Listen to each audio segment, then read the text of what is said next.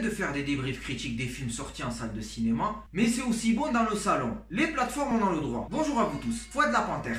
J'espère que vous allez bien, et bien moi ça va à merveille, je vous en remercie. Bienvenue dans ma nouvelle vidéo, dans mon nouveau débriefing. Sujet intitulé du film The Irishman, réalisé par un des grands réalisateurs du cinéma, Martin Scorsese. Après Taxi Driver, Les Affranchis, Gangs of New York, Le Loup de Wall Street et Casino et plein d'autres films classiques, Martin Scorsese est de retour dans la réalisation en exclusivité pour la plateforme Netflix pour le film The Irishman, dont le casting est accompagné des trois légendes du cinéma mondial, Robert De Niro, Al Pacino et Joe Pesci. Ces trois acteurs qui ont été connus dans des films classiques dans les années 80, dans les années 90, les trois sont réunis dans un film genre de type mafia gangster. Mais avant de vous présenter le film, nous allons revenir aux origines. Pour info, ce film est tiré d'une histoire vraie dont Robert De Niro joue dans le rôle d'un personnage qui a déjà existé dans le rôle de Frank Sheeran. Cette personne était un syndicaliste des transports. Il a été fasciné par les milieux de la mafia italo-américaine, en particulier la mafia du nom des Bufalino. Ensuite, en montant de chaque rang, avec le pouvoir qu'il a obtenu, le fait qu'il ait eu des liens avec des membres de la pègre, il tua un syndicaliste existant nommé Jimmy Hoffa, dont le rôle est interprété par Al Pacino, tandis qu'un des leaders de la mafia des Bufalino est interprété par Joe Pesci, plus particulièrement sous le rôle de Russell Bufalino. Ensuite, après le meurtre de Jimmy Hoffa, Frank Sheeran est condamné en prison après avoir avoué le meurtre envers Jimmy Hoffa. Le fait qu'il ait eu des liens avec la mafia et pour l'affaire du meurtre, il finissa un grand temps de sa vie en prison. Fermons la parenthèse, car je vous mens pas, je connais pas trop cette histoire, car il se peut que dans le film, ils ont rajouté des choses. Dans la logique des choses, quand il y a une adaptation d'une histoire vraie, mais il y a toujours une originalité de la part d'un réalisateur ou du scénariste. En ce qui concerne pour ce film, comme je vous ai dit, c'est un film de type gangster, mafia. On rentre carrément dans un univers de la pègre où il y a plusieurs clans de la mafia italo-américaine dans plusieurs villes aux États-Unis. Même on va creuser plus profond, que ce soit dans n'importe quelle ville aux États-Unis ou même il y a des quartiers ou des zones de commerce ou des lieux de business. Plusieurs clans rivaux de la pègre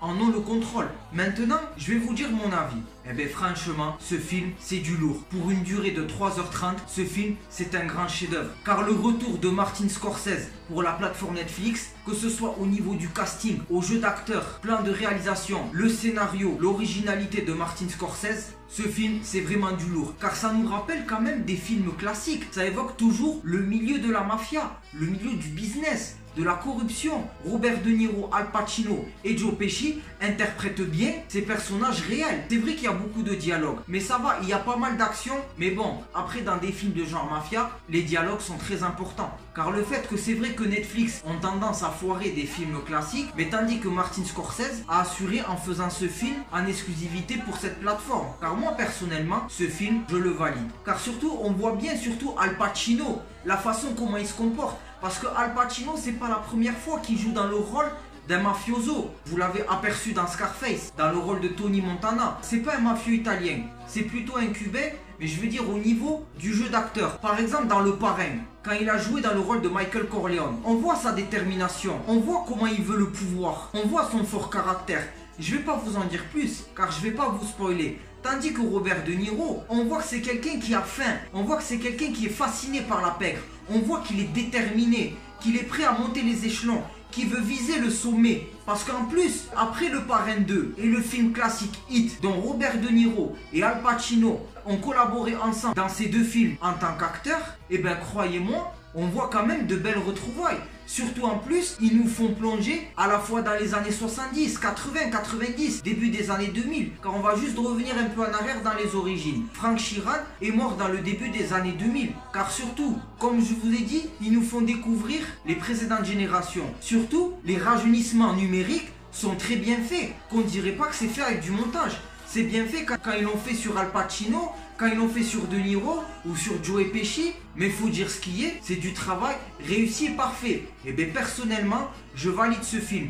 Pour 3h30, je me suis pas ennuyé. Je suis satisfait de ce film. Car pour rappel, c'est ma deuxième critique sur la plateforme Netflix. Car la précédente vidéo, c'était sur El Camino.